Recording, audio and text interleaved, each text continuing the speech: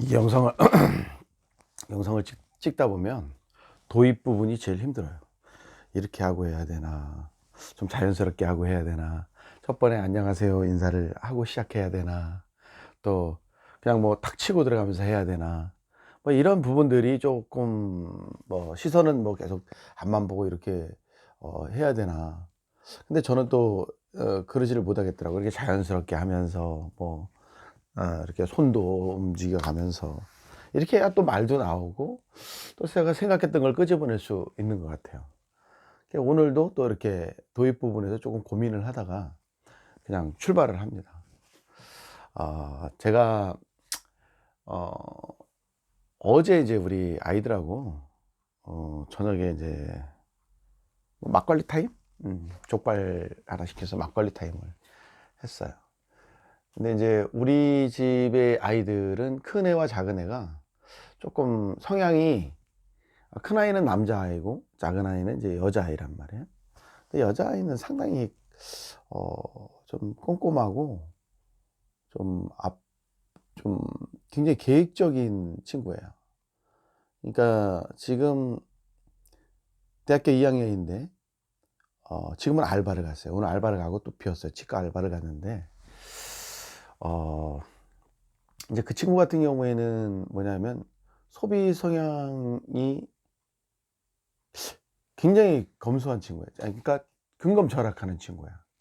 아까운 거를 알고, 그다음에 본인이 수입이 생겼을 때 헛되이 쓰는 게 없어요. 굉장히 계획적이고, 친구들을 만났을 때도 딱 보면은 물론 뭐 그럴 때 자기 본인 즐기기 위해서 친구들하고 이렇게 뭐 놀이를 한다든지, 뭐 어디 뭐 잠깐 뭐 이렇게 뭐 한강을 간다든지 그러면 뭐 자기들끼리 이렇게 회비를 내서 적절하게, 진짜 합리적으로 소비를 하는 것 같아요.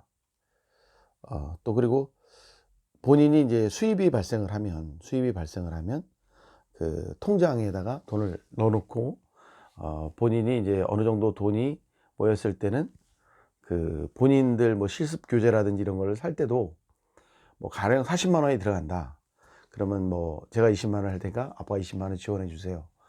뭐 이런 정도까지 되는 친구예요. 21살인데 뭐 아빠가 다 대주세요. 뭐 그거는 뭐 아빠의 의무잖아요. 뭐 이런 게 없는, 그러니까 아빠가 힘들게, 엄마가 힘들게 벌고 있다라고 생각을 하고, 그런 것들을 어느 정도 이렇게 좀 뭐랄까 감안 뭐 이런 걸 해주는 친구입니다.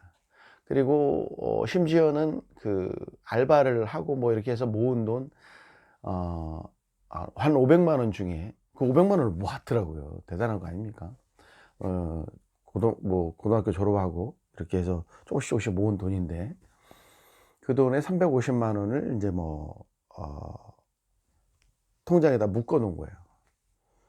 이제 그건 어차피 필요 없는 돈이다. 자기가, 그리고 여윳돈이 또 뭐 100 얼마 뭐 200만 원 돈이 있으니까 그 돈 갖고 이제 또 페이스를 조율하면서 또 생기면 모으고, 또 자기가 사고 싶은 거 있으면 사고, 본인의 삶에 어떤 뭐 내가 나에게 선물을 줘야 된다는 생각도 가지고 있는 친구예요.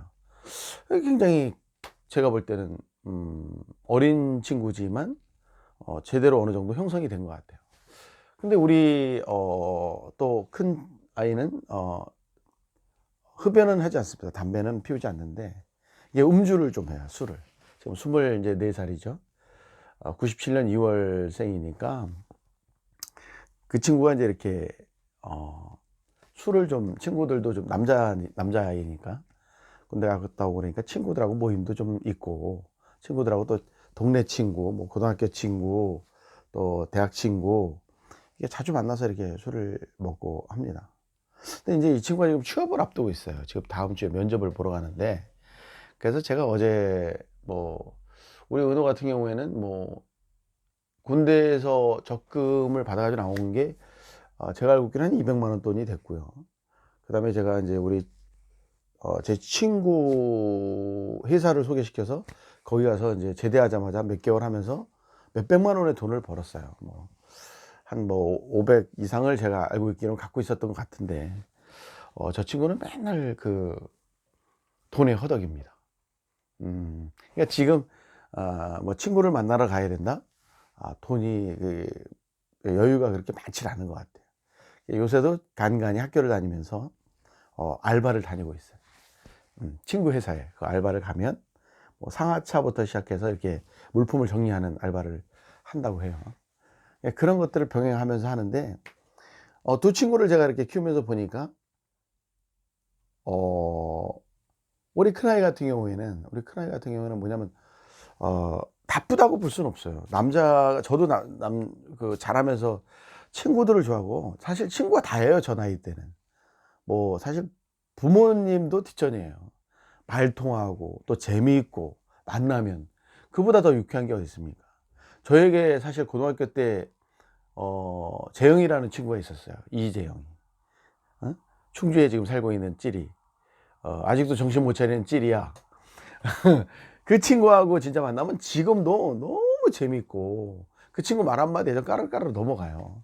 그러니까 저도 그 오래전에 그 고등학교 때의 그 허무맹랑한 소리들이 지금도 튀어나옵니다. 그 친구를 만나면. 그게 친구예요. 남자들에게는. 그만큼 만나면 또 부모님하고 있을 때는 사실 무겁고 또 할 얘기도 없고 소재가 없잖아요. 그래서 친구들하고 만나면 술도 한잔 먹을 수 있고 또 소개된 얘기도 할 수 있고 너무 좋단 말이에요. 그러다 보니까 이제 우리 아이가 좀 많이 외부적으로 이제 그런 걸 하다 보니 당연히 쩌지 부족한 거예요. 근데 제가 이제 지금 저 친구도 이제 사회생활을 첫 발을 내디려고 하니까 어제 제가 술자리에서 이제 골자로 한 얘기가 뭐냐면 지금 같은 경우에는 저 친구 알바를 해도 통신비라든지 뭐 이런 어떤 기본적인 작지만 보험료라든지 이런 건 제가 내고 있어요. 우리 둘째도 마찬가지고. 이제 수입이 발생을 이제 하게 되면 첫 월급을 타게 되면 저 친구들 머리가 얼마나 복잡하겠어요. 그리고 월급을 타게 되면 그 사실 쓰기 시작하면 얼마나 쉽게 쓸 수 있습니까? 그래서 소비의 습관을 좀 들일 필요가 있다. 저는 그거를 좀 만져줘야 되겠다라고 생각을 한 거예요. 그러다 보니까 제가 어제 제안을 한 게 뭐냐면 네 수입의 80%를 가져오면 그거는 우리가 뭐 터치하는 게 아니고 80% 우리에게 맡겨두면 네 통신비라든지 네 보험료라든지 하는 건 아빠가 내주겠다. 때에 따라서는 네가 거기서 85% 올리면 내가 10만 원의 용돈을 더 주겠다. 가져오면 뭐 이런 식으로 제안을 좀 했어요. 뭐냐면 소비하는 것을 좀 억제를 좀 시켜야 되겠다라는 거죠. 너무 직장 유지의 삶이 아닌 돈을 벌어서 또 즐기는 삶으로 넘어간다는 것은 제가 볼 때는 습관 자체가 잘못 드는 거거든요. 우리가 왜 똑같은 선상에서 출발했는데 30대에 가보면 30대의 삶이 저 친구와 내가 틀리고 또 40대의 삶은 또 틀려져 있고 50대의 삶은 왜 또 틀려져 있는지 그 이유인 즉슨 출발 선상에서 어떻게 출발을 하느냐 이게 굉장한 포인트거든요. 장사를 해도 마찬가지고 또 뭐 투자를 해도 마찬가지잖아요. 다 그 종잣돈의 의미가 있잖아요. 그 종잣돈을 어떻게 만들어 가고 그 만든 종잣돈을 어떻게 또 굴리느냐 이런 것들이 어떻게 보면 사회초년생한테 굉장히 중요합니다. 자기가 힘들게 벌은 돈을 그냥 어떻게 보면은 그 뭐 의미가 전혀 없다고 볼 수는 없어요. 하지만 본인들이 앞으로 미래를 생각하지 않는 소비 이런 습관을 계속 여기다 누적해 간다는 것은 굉장히 이거는 위험한 발상이에요. 여러분 한번 생각을 한번 해보세요. 제가 늘 얘기하지만 진짜로 뭐 돈은 이렇게 하면 40대 50대가 되면 어느 정도는 누구든지 다 돈을 모읍니다. 집도 사고. 그게 뭐 50대 60대가 돼가지고 집도 한 칸 없고 뭐 박스 죽고 뭐 사는 게 진짜 돈도 없고 뭐 하는 돈도 없고 그런 분들의 그 상황은 물론 뭐 가다가 사업을 실패해서 푹 주저앉는 분들도 있지만 가장 결정타는 뭐냐면 그분의 소비 습관이에요. 소비 습관이 잘못된 분들은 나중에 아무리 시간이 지나도 또 어떤 돈들이 들어온다고 해도 그분들은 그 소비 습관을 고치지 않는 이상은 거기를 벗어날 수가 없어요. 이건 늪이에요. 사람이 돈 쓰는 습관을 정말 중요하게 여기거든요. 저 같은 경우에는. 저도 사실은 뭐 누구한테 이렇게 술을 더 먹고 다니고 그러진 않습니다. 하지만 만나는 횟수를 그만큼 줄여요. 중요하고 또 보고 싶을 때 있잖아요. 그럴 때만 하면 되는 거지. 하루 이틀이 멀다 하고 다니면서 만나면 물론 좋죠. 친구들 만나서 나쁜 사람이 누가 있어. 남자들 중에. 그렇지만 매번 뭐 이러고 다니면 그 뻔한 거 아니야. 뭐 다 얻어먹고만 다닐 수도 없는 거고. 그렇게 인생 살 수도 없는 거예요. 사주고 이렇게 해야지 되는 거지. 그래서 이제 우리 아이가, 큰아이가 어제 반응이 이건 너무 과하다. 70%도 과하다. 그러니까 뭐 이 친구는 뭐 50대 50. 그냥 막말로 해서 100원 벌어오면 50만 원 맡길 테니까 50만 원 자기가 쓰겠다 이거죠.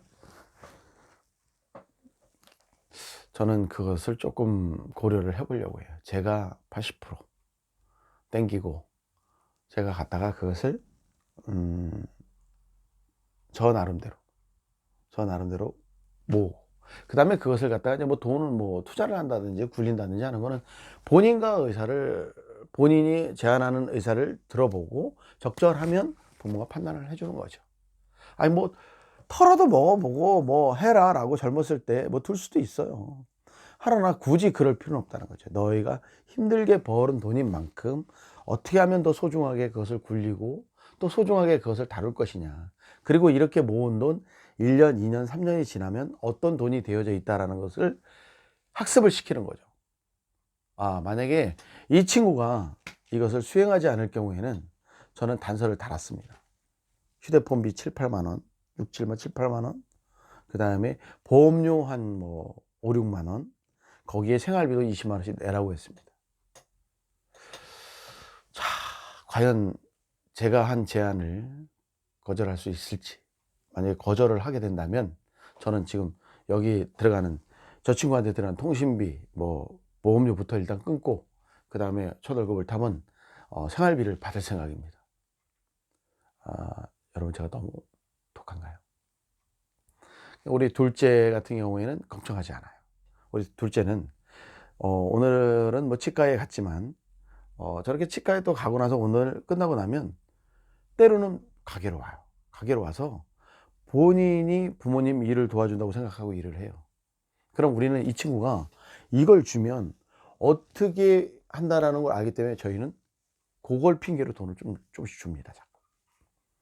그래 보면 확실히 틀리더라고요. 그것을 우리가 느낄 수가 있습니다. 참 어떻게 아이들이 잠깐만요.